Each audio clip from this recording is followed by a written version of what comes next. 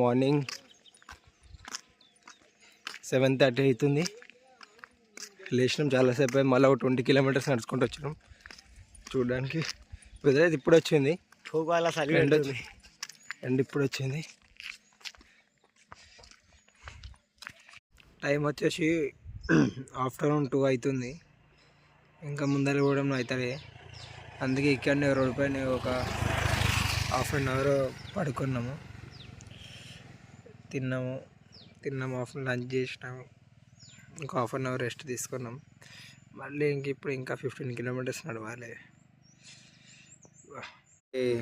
Day 3 just ఇప్పుడే లేచినాం. ఎక్కడెక్కున్నాం, పండుకున్నాం. Night మొత్తం ఇక్కడనే పడుకున్నాం, స్టే చేసినాం చాలా చలికి. డే 3 ఇప్పుడు వెళ్ళాలి జాతరలకి. ఇప్పుడు వెళ్ళి జాతరలు అంతా చూపిస్తాం మొత్తం. స్నానం చేసుకోవాలి, ఇంకా స్నానం చేయాలి.